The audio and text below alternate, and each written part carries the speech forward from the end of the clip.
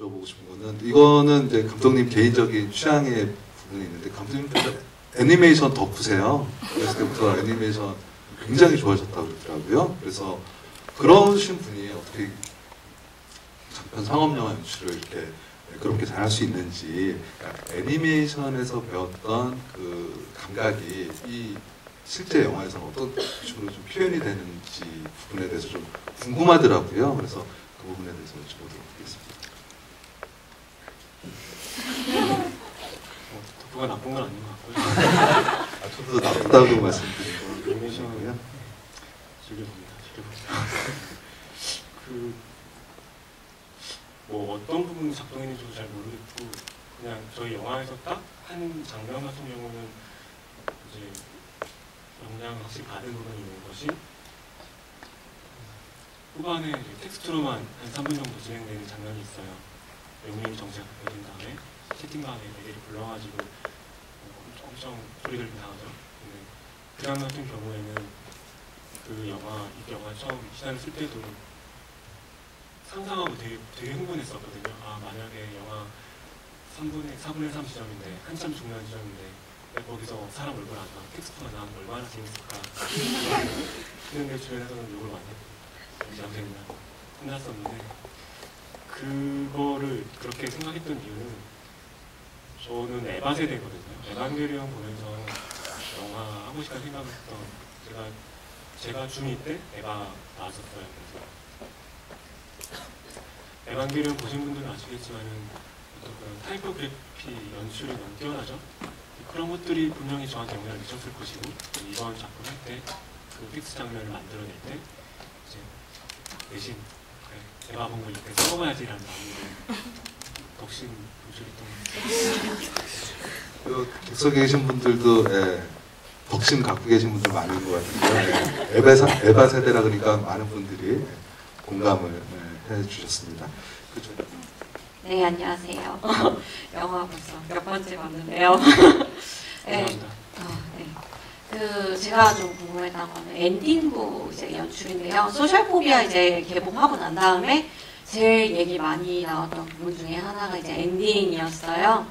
근데 그 엔딩이 그러니까 이렇게 뚜렷하게 어떤 장면을 나오는 게 아니고서는 그냥 이렇게 지웅 역할이 뭐 이러이러하게 끝났다, 그리고 나는 이러이러했다라고 얘기하잖아요.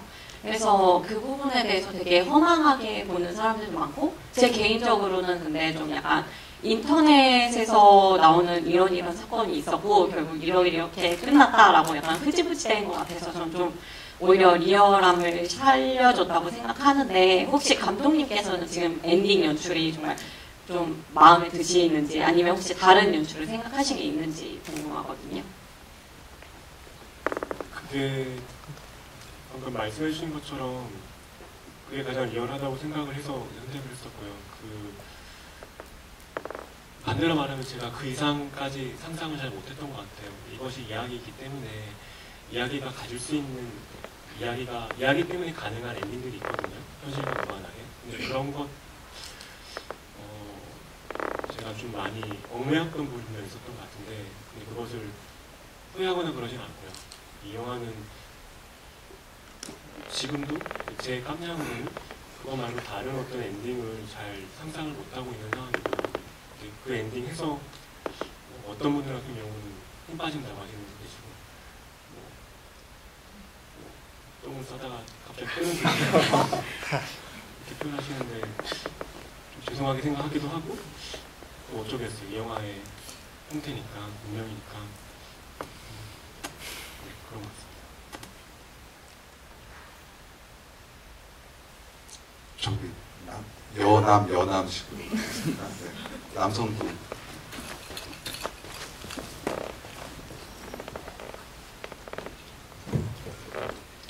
예, 영화 굉장히 잘 봤고요. 제가 질문 드리고 싶은 것은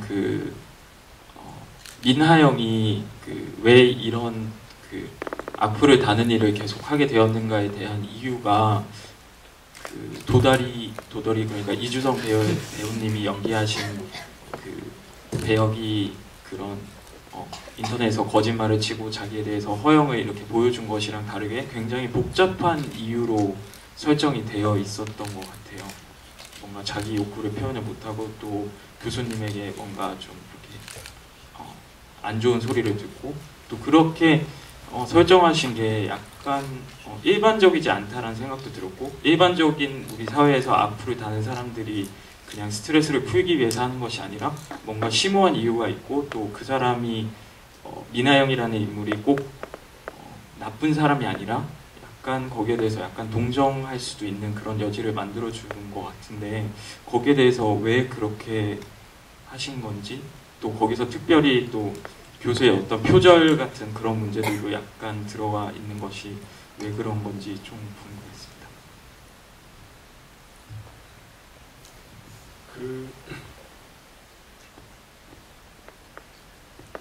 미나영 캐릭터 같은 경우에 캐릭터를 통해서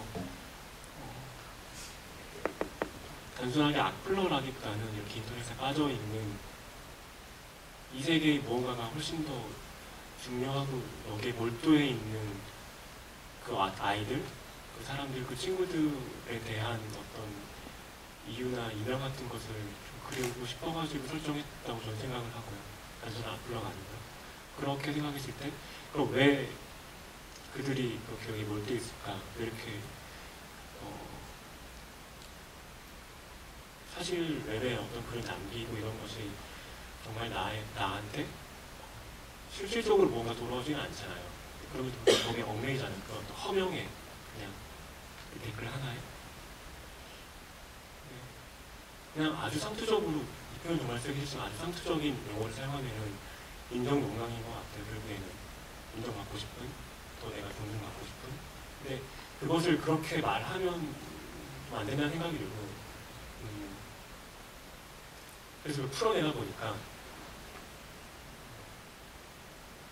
결국 제가 모르는 사람에 대한 얘기를 한다기보다 제가 아는 사람에 대한 얘기를 돌아오더라고요. 무슨 얘기냐면 저 자신을 돌아보니까 저나 제 주인 사람들이 보니까 다들 뭔가 표현하고 싶어 하는데, 뭔가 만들고 싶어 하는데, 근데 정작 내 손은 못 따라가요. 내 눈이 여기 있는데. 그러면서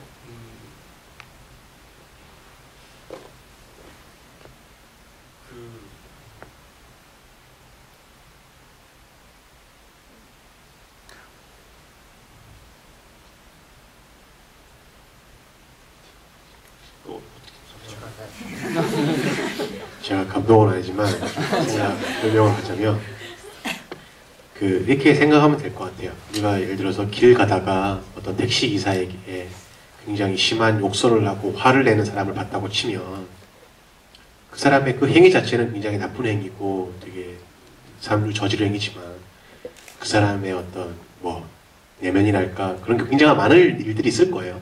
거기 있기 전에 그 전에 직장 상사와의 문제가 있을 수도 있고 와이프와의 문제가 있을 수도 있고 어머니가 아프실 수도 있고 그런 건 우리가 모르는 거잖아요. 그러니까 우리가 악플러라고 어떤 순간 그 사람의 인격은 사라진다고 생각해요. 분명히 악플을 한 행위는 있지만 그 사람이 굉장히 복잡하고 그리고 저랑 비슷한 사람일 수도 있고 여기 있는 분들하고 다 동일한 저는 굉장히 많은 일이 있고 자기만의 내면이 있는 사람이라고 생각하거든요. 근데 특정 행위 자체로 이 사람은 악플러, 이 사람은 성범죄자 이렇게 규정을 지어버리면 우리가 사람에 대해서 더 이상 할 말이 없어지잖아요. 저는 그런 측면에서 보면 이렇게 좀 우리가 이해할 수 있는 범위 내에서 여기 인터넷에 빠져 있는 그 여자분이라든지 그 이주승 씨 캐릭터도 그렇고 이렇게 되게 표현하는 게 저는 굉장히 좋았다고 생각합니다. 조금 더 소원을 드렸는데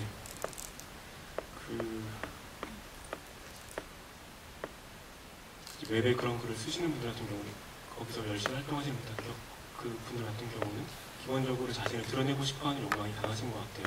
자기를 과시하고 싶어하는, 자신의 존재를 뭔가 이렇게 남기고 싶어하는, 표현하고 싶어하는 욕구가 분명히 있다고 생각이 좀 들었어요. 그런 분들이. 그렇지 않다면 그런 활동하지 않으셨을 거예요. 근데 제 주변을 돌아보니까 다들 제 주변 영화를 만들고 싶어하는 친구들이었으니까 뭔가를 만들고 싶어하는데 그 욕망은 너무 강한데, 내가 존중받고 싶어하는 욕망은 너무 강한데 거기에 따라오는 나 자신이 너무 작은 나의 어떤 정말 내 실은 없는 경우가 많더라고요. 그런 사람이 실은 아주 슬프게도 대다수인 것 같고요. 근데 그런 상황에서 건강하게 그 갭을 메워 나가시는 분도 계세요. 근데 건강하지 못하게 그 갭을 오히려 증폭시키는 분도 계신 것 같아요. 근데 인터넷이라고 하는 공간이 그 갭을 증폭시키는 역할을 많이 해주는 것 같아요. 제가 봤을 때는. 왜냐하면 인터넷이라는 공간은 증명할 수 없거든요. 실제로 내가 어떤 사람인지, 내가 뭘 하는 사람인지 내가 주장을 했어요. 그것에 대해서 정말 내가 그런 사람이 하는 것을 증명하려면 정말 이 사람을 현실에서 만나야만 되는데 만나진 않잖아요, 우리가. 그렇기 때문에 누구도 내가 어떤 사람이라도, 내가 어떤 존재라도 나보다 더 큰, 나보다 더 멋진 존재가 될 수도 있는 거죠. 저는 그렇게 생각을 했었고, 그런 맥락에서 미나영 캐릭터의 전자를 어떤 이런 문창과 학생으로 설정을 했을 때 하평이라고 하는 그 이벤트, 그 공간이 가지고 있는 특유의 공기가 있거든요. 그것이 좀 잘 드러낼 수 있지 않을까? 상징적으로 잡아낼 수 있지 않을까라고 생각을 해서 잡았는데, 어쩌면 경우에 따라서, 보시는 분에 따라서 너무 특수하지 않냐라고 느끼실 수도 있는 것 같아요. 이해되셨나요? 질문하신 분? 네. 다음은 여성분.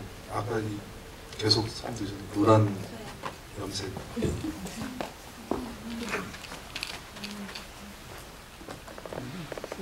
저 영화 좀 많이 봤는데 궁금한 점이 있었는데 그 도덜이 있잖아요. 맨 처음에 지웅이가 그 마녀사냥에 타격이 되잖아요. 타격이 되는데 그 후로 도덜이가 타격이 된 후로 도덜이 사물함에 보면 이제 뭐 살인마라고 막 굉장히 막 욕설이 엄청 많이 붙어 있어요. 근데 그 밑에 보면 김지용 살인마라고 도덜이 사물함에 붙어 있더라고요. 처음엔 그게 이제 뭐 팀가라고 생각을 하고 봤는데 맨 마지막에 얘기하실 때 미나영이 자살이었음에도 불구하고 타살로 믿는 사람들이 있다고 했잖아요. 그런 것처럼 혹시 그 일부러 김지용 살인마를 붙인 게 김지용이 그 살인마가 아님에도 불구하고 김지용을 아직도 살인마라고 믿고 있다는 걸 의도하신 건가? 그게 참 궁금했거든요. 이렇게 말하면 웃길 수 있는데 포스트잇 붙어 있는 거를 네. 제가 다 쓰진 않고 네네. 어떤 이런 비난하는 글을 쓰면 된다고 얘기를 하면은 연출부에서 막 그런 거 썼어요. 그 텍스트 하나를 제가 검수하지 않았었고 최소한 제가 반드시 써있는 텍스트 같은 경우는 검수를 하지만은 그 외에는 빼곡한 그냥 세세하게 그 텍스트를 읽는다기보다 그 말들에 덮여있는 인상이 더 중요하다고 생각을 했었는데 지금 말씀하신 김지용 살인마 같은 경우는 저도 약간 라고 생각이 드는데 제가 어떤 의도를 가지고 그 포스트잇을 거기 붙여놓지는 않았던 걸로 저는 기억합니다. 네. 근데 그렇게 읽으셨다면 그 또한 괜찮은 거 아니에요? 네, 감사합니다. 영화를 너무 꼼꼼히 보셨어요. 그쪽은 못 읽으시는데. 저 다리가 여기에서 바로 보이더라고요. 의도하신 줄 알았어요, 일부러. 그런 거 하나 의도하신 줄 알았어요. 그러면 아마 저희 연출부가 저 대신 다음에 남성분 혹시 질문? 영화 재밌게 잘 봤고요. 그 영화 봤는데 저는 그 영화 나오다가 그 카론이라는 캐릭터에 대해 궁금증이 생각이 질문을 드리는데 그 카론이라는 인물에 대해서 이제 미나영이 어떤 인물이었는지 사실은 조금 관객들이 알게 되었잖아요. 그럼 이제 영화 처음에 시작할 때 트윗이 이렇게 올라오는 게 보면은 카론이 이제 오른쪽 화면 밑에 나오더라고요. 그래서 카론이 중요한 인물이고 감독님께서 그렇기 때문에 넣었다고 생각을 했는데 나중에 결론적으로 카론이 어떤 인물이라고 밝혀지지 않았어요. 그래서 혹시 카론을 굳이 밝히지 않은 의도가 있으신지가 궁금하고요. 그 다음에 그래서 나름대로 카론을 추리를 해봤어요. 그래서 추리를 해봤는데 카론이 이제 그러잖아요. 하영이를 잘 알고 있는 사람이라고. 그리고 랜선을 사용한 것도 사실 멤버들이 아니고는 모르는데 카론은 알고 있었고, 그렇기 때문에 저는 그 멤버들 중에 그 문학 씨라는 분을 혹시 카론이 아닐까 생각을 했거든요. 계속 영화를 보다 보니까 PC방에서도 처음에 만났을 때도 그 이제 현피한 멤버들이 모여들기 시작하니까 좀 불안한 눈빛으로 보는 게 있고, 집에 들어가기 전에도 문이 열려 있을 때 사람 비었으면 안 들어가는 게 맞지 않겠냐고도 그 사람 문이 없는 사람이 먼저 얘기를 하고 또 이제 가위로 잘라야 할 때도 그분이 나서서 가위로 자르고 또 결국에는 이거는 밖에서 볼 때는 어떻게 보면 아무런 일이 아니기 때문에 자기 이제 나가게 되잖아요. 그 출입국에서. 그래서 저는 그 사람이 이제 미나형을 알기 때문에 걱정이 돼서 그 형태에 살아갔고 그렇기 때문에 그 카론이 아닐까라고 생각을 했는데 이게 혹시 맞는 건지 한번 알려주시면 감사하겠습니다. 네, 오늘 오신 분들은 좀 탐정단들 같으세요. 그 문혁이라고 말하는 혹시 모르시는 분이 계실까봐 영화 초중반에 이제 이 아이들이 범인을 잡자고 카페에 모여 있는데 그 자리에서 이거 아닌 것 같다고 먼저 나가는 친구가 한 명 있어요. 그 친구가 이름이 문혁인데 사실은 보통 모르시거든요. 근데 어떻게 이름까지 크레딧이랑 매칭하셨나 본데 대단하신 것 같아요. 문혁의 카론이라는 얘기는 좀 약간 좀 새로운 구설인데 재밌는 것 같고요. 카론은 흔히 말하는 관종이죠. 대승전자인 건데 제가 그렇게 설정한 것 때문에 실을 만드는 과정에서도 많은 얘기를 들었었는데요. 왜냐하면 이야기에 구멍이 발생해버리니까 개연성에 사실 앞뒤가 안 맞는 순간이 발생해버리죠. 그것에 관해서 지적이 들어오고 이야기 안에서 그것을 메울 수 있는 방식도 사실은 존재했었어요. 카론이라고 하는 그 닉네임과 영화 후반부에 용산 전야장을 찾아가면은 캠을 보여주는 그 이상한 얼굴에 한심한 남자 그분을 동일하게 링크를 시켜버리면 사실은 영화의 많은 부분 해결이 돼요. 그런 식으로 작업을 하자고 얘기를 많이 들었는데 제가 계속해서 그 부분을 고집을 풀었어요. 왜 고집을 풀었냐면 만약 그렇게 앞뒤를 딱 맞추면 이 영화가 어떤 그런 범위를 좀 탐정 플롯의 장르로서는 훨씬 더 완성도가 올라가지만은 정말 제가 보여주고 싶었던 건 그래서 범인이 이 모든 걸 다 이렇게 안배한 범인이 있는 이야기를 하는 게 아니라 그냥 이 영화의 첫 시작에서부터 모든 상황들은 다 누가 의도한 게 아니라 다 서로가 내지르고 내뿜는 트윗 하나가 말들 하나가 되고 하나가 자꾸 풀고 서로가 서로를 더 흥분시켜가지고 이 난장판까지 가는 이야기를 생각했거든요. 그래서 카론이라고 하는 캐릭터가 만약 어떤 그 후반에 그 용산 전야장에 연결이 된다면 그러면 너무 이야기 전체를 계획한 캐릭터가 돼버려요. 그걸 원하는 게 아니라 그런 애상에 훨씬 더 세트를 보여주고 싶어서 관심을 설정을 했었고요. 그리고 거기다가 조금 더 해보면 미나영에 대한 어떤 그 진실을 과거를 대학교에 가서 알게 되죠. 그 가는 과정이 그 동선이 이야기를 만드는 사람으로서 반드시 필요하다고 생각을 했었어요. 이 아이들이 살인마를 쫓아다니는데 이제 정말 실은 이 아이들이 알아야만 하는 사실은 누가 미나영을 죽였냐가 아니라 미나영이 무슨 이유 때문에 죽었을까 그리고 이 죽은 미나영이라고 하는 친구는 어떤 사람일까를 실은 이 아이들이 알아야만 하는데 관심이 없거든요. 그걸 알게 해야만 한다는 생각을 했었어요. 라는 생각이 많이 한다. 그걸 아는 방식이 어떤 방식을 택하면 좋을까라고 생각했는데 지금 영화 자체가 보시면 아시지만은 실체하지 않은 헛것을 쫓는 이야기예요. 헛것, 존재하지 않는 살인마를 쫓아다니고 만들어낸 이야기인데 그러면 미나영까지 가는 동선도 헛것을 쫓아서 가면 어떨까라고 생각했던 것 같아요. 존재하지 않는 그냥 관심종자가 이제 그럴싸하게 쓴 글에 쏠려가지고 뭐 거기에 좀 더 디테일하게 만들 수 있지만 어쨌든 이렇게 쫓아가지고 유령을 쫓아서 이 주인공들이 이들이 영화 전반부를 헤매는 공간은 노량진 어떤 그런 도심인데 컴퓨터 속이고 그런 공간이 아니라 아주 먼 공간, 낯설고 황량한 공간에 가는데 뭔가 얼떨결에 자신들이 뭘 원하지 않는 방식으로 근데 거기에 갔다가 정작 이 친구들이 발견하게 되는 것이 카론이 누구냐가 아니라 그래서 미나영이 어떤 사람이었냐를 알게 되면 저는 그러면 그것이 좋은 구조라고 생각했던 것 같아요. 다만 전략적으로 저는 저의 생각에 대해서 맞다고 생각하지만 전술적으로 이제 조금 미흡한 부분이 있었던 것 같아요. 그래서 방금 말씀하셨던 것처럼 영화를 보고 나서 그런 궁금증이 나오면 안 되는 거기 때문에 그 부분은 제가 조금 더 잘했으면 좋았을 텐데 영향 부족이었던 것 같습니다. 이제 마지막 여자 탐정 모시겠습니다. 어느 분 앞쪽은 많이 있으니까요. 좀 지역 안배도 제가 좀 해야 돼가지고 맨 뒤에 녹색 옷 맞으신 거죠? 네. 안녕하세요. 영화 잘 봤고요. 영화가 되게 사실미 있어서 저는 아직도 그 노량진에 지웅이가 있을 것 같아요. 감독님이 생각하시기에 이 지웅이하고 그 용민이의 미래가 어떻게 될 건지 한 번이라도 생각해 보신 적이 있는지 그게 궁금해요. 어떤 미래가 있는지. 용민이는 경찰이 됐죠? 주승 씨가 경찰 역할을 했거든요.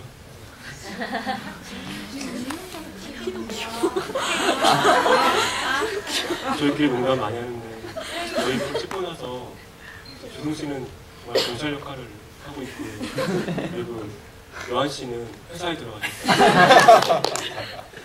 정말 잘 풀린 케이스인 것 같아요. 영화 안으로 들어오면은 이제 용민이가 아마도 어디선가 역시 인터넷을 하고 있지 않을까? 그 세계에서 또다시 뭔가를 하고 있지 않을까? 뭐 예전처럼 아주 열중해서 아주 스스로를 속이면서까지 할지 모르겠지만은 그 세계를 완전히 끊지는 않을 것 같고요. 하지만은 자신의 예전에 살아왔던 자신의 예전을 알고 있는 사람들과는 연락을 끊은 채 또다시 다른 새로운 삶을 살고자 했을 것 같고요. 지용 같은 경우는 뭐 그는 성실한 청년이니까 그 합격하기 전까지 핸드폰을 켜지 않겠다는 결심까지 한 친구이니까 아마 그 다음번에는 잘 시험을 쳐가지고 시험에 성공하지 않았을까. 저희가 시간